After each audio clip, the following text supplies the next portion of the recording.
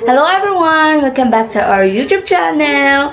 So, yun nga, yung Sunday today and yung asawa ko and yung anak ko sa couch yung nanonood ng vlog namin. So, ngayon pala, nagluluto ako ng adobong manok. So, good kasi marami na akong sangkap na pang Filipino food since nga, yung package namin na in-order namin from UK, dumating na nga. Yun yung last video namin. So, ito, nagluluto ako na ngayon ng adobong manok. Adobong manok. So, I'm not that expert sa pagluluto na adobo. So, good kasi marami na akong sangkap na pang Filipino. Yun nga yung sinabi ko. Meron akong bay leaf. Kasi dito ang hirap bilhin nitong bay leaf eh. Good kasi meron akong bay leaf and bay leaves. And then toyo and vinegar na puti yun eh na brand. First time ko magluto ng adobo sa asawa ko na Filipino ingredients. So, let's try. First sa Pilipinas, of course, nagluluto din ako nung nasa Pilipinas siya. So, I think masarap naman na to. So, hindi na ako nag-video ng paghiwa-hiwa ng manok kasi hindi naman to cooking show. Kaya, pinakita ko na lang sa inyo yung resulta ng adobo. So, tignan natin kung anong magiging reaction ng asawa ko sa manok ko na niloto. Hopefully, magustuhan niya. So, buong manok kasi yung binili niya kahapon. So, meron pang half na natira sa fridge. And hindi ko lahat niluto kasi sayang. And also may magprepito din ako ng manok na nilagyan ko ng neto. Ano ba to? Nung crispy fry na spicy. O diba? Ang sarap neto. Kung nagbisita pala yung Filipina friend ko si Diana at yung asawa niya, hindi na ako nakapag-vlog kasi gusto ko na mag-spend time din sa kanila. Ayaw ko na syempre, sabi ng asawa ko, it's not good daw nga mag-vlog. Depende naman sa kanila, if soon, maybe soon, if ganun may ganap kami, yung mag-vlog ako. Pero since na nasa bahay lang naman kami, nagluto pala si Diana ng adobong baboy. Siya nagluto nung nagpunta siya dito. Good kasi si Chloe hindi naman umiyak. First yung pagkagising niya bigla si Sis Diana pumunta sa room namin and tinawag ko kasi siya para si Chloe, may used to it niya ba? May used to it. Ang Tagalog yun, para masanay siya na may tao. So good kasi nung nilaro sa ni Sis Diana, yun, okay na siya. Kasi pinaspasanay din siya namin kasi uwi kami dun sa bahay, sa biyanan ko. Uwi kami dun sa March. 7 drives away. So, magte-train lang kami. Punta kami dun kasi inimit ko yung si Ate Elena. Yung nagpaaral sa akin. Never pa kami nag-meet. So, taga-USA siya. Taga-USA. So, never pa kami nagkita. 6 years na magkaibigan or kami. Hindi, never talaga kami nagkita. So, dito pala kami sa Paris magkikita. Yan. Punta na lang kami dun sa Paris kasi ang layo naman dito sa Toulouse. So, tikman ko muna kung masarap. Masarap. Parang karinderya na lasa. Ayan. Takpan ko lang muna.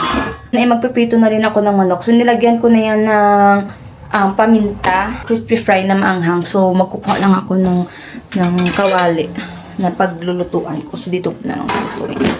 Ito yung pipituhin ko. So, baka may matira mamaya. So, ikakain namin for dinner if may matira. If wala, edi wala. Magluluto na lang ulit ako. Yan. Kasi nga, may mga Filipino product na ako ng Filipino food. Parang feel ko na nasa Pilipinas na ako. Kasi, ang tagal ko din. Na 9 months na ako dito sa France. And, first time ko lang na nagkaroon ng Filipino food. So, parang feel ko na lang sa Pilipinas na ako. Nakakamiss din talaga as in. So, dumating na talaga, nag-jump talaga. Paano mag-jump? Ito na. So, tinawag ko yung mama ko. Yan, si mama ko.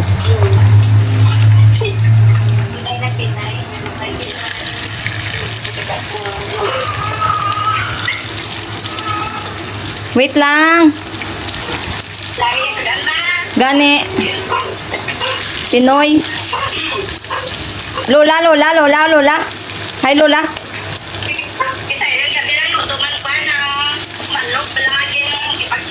Gani. Amo tong picture. Yung manok natin. So, kailangan na natin, guys, bulagyan pala natin ito para masalupsok yung mantika. Kaya pa naman ang asawa ko naman ng pika. Wait na ba? Finish na. Tumawag yung mama ko.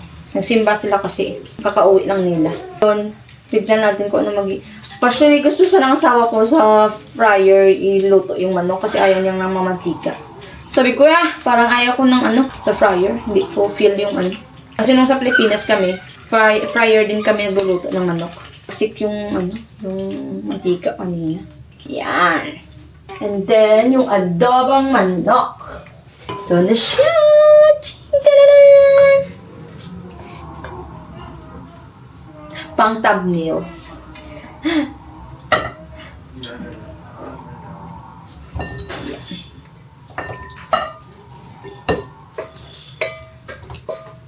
Yeah. Hello.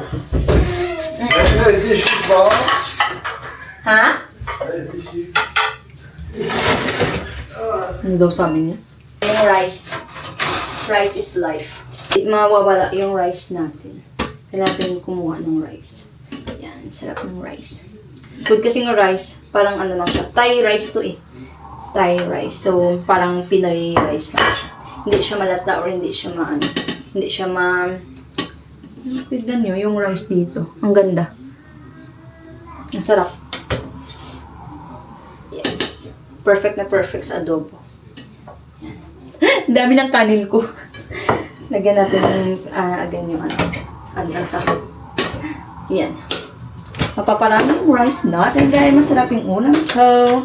Papakainin ko ng si Chloe. Ay, hindi pala yan.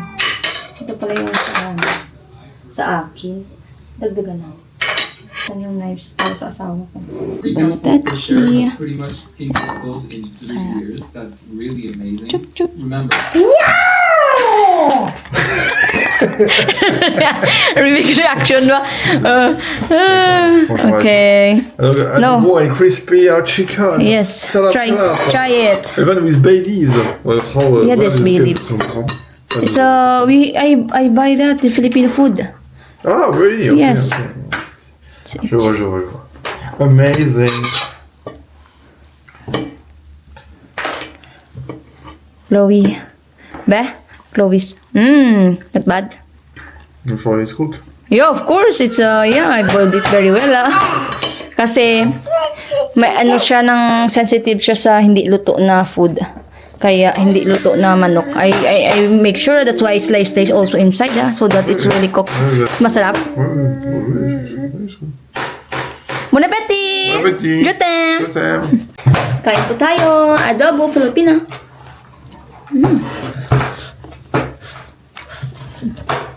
Hop. Oh, right. No, the chicken is better Than expected.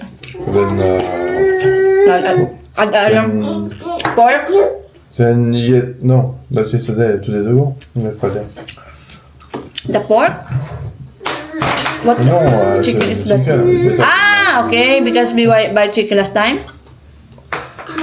What chicken you mean, man? Friday, I don't know if it's Italiana or you that cooked it as okay. Same like this, Yeah. Yun nga, simot talaga. Simot na. Merong natirang manok. I know na may natira talaga kasi talaga nang marami yung naluto ko na prito. So, natin, wala na rin natira. So, ayaw ng asawa ko na nagbibidyoan na kumakain kasi focus talaga dapat sa pagkain. Kaya hindi ko na nabidyoan. So, yun. So, ang gustong-gusto niyang asawa ko. Hello everyone. So, yung mga yung mga Filipino food ko pala, i-arrange ko sa may namin, food storage ata yun. So, ito siya. So, ipapatong ko lang siya dito. Wait lang. Kasi, i-arrange ko siya. Nahirapan kasi ako magkuha ng mga kakailangan ko minsan. Kaya it's good na i-arrange ko siya. Si Chloe tulog. Yan, voila. Ito yung curls ko. Kailangan ko na itong kainin kasi January 31, may expire na. Sayang naman, tatapon lang. Parang may katulad sa Pilipinas. Parang yung favorite ko na na Filipino biscuits, but nakalimutan ko. Yung iba nandyan na. Yung mga suka at toyo ko and iba. So dito yung mga sangkap yan, mga seasoning nyo dyan sa ilalim. So dito Diyan naman yung mga onion or garlic dyan nilalagay. So, ilalagay ko na lang siya dito para mas bibilis kong mahanap kung ano yung gusto kong kunin. So, nilinisan ko muna siya. So, ilalagay ko na siya. So,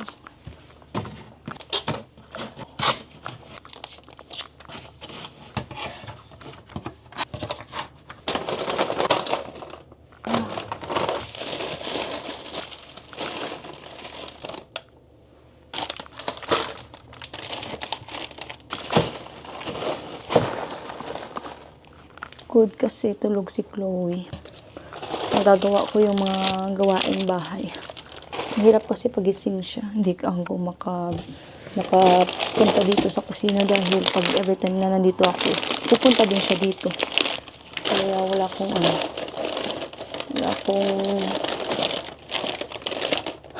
oras na magligpit or anything. Makakaligpit naman ako pero hindi talaga na ito na sa itaas. Pasitan ko na.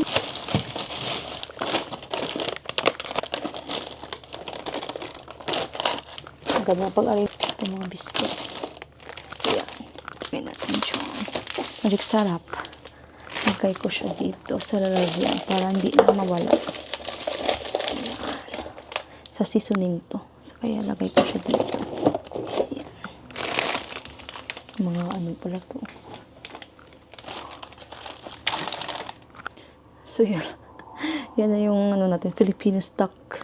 Filipino stock natin dyan. So, may fudgy bar pala dito. Kakainin ko mamaya. Ilagay natin fudgy bar. Yung isa, kakainin ko.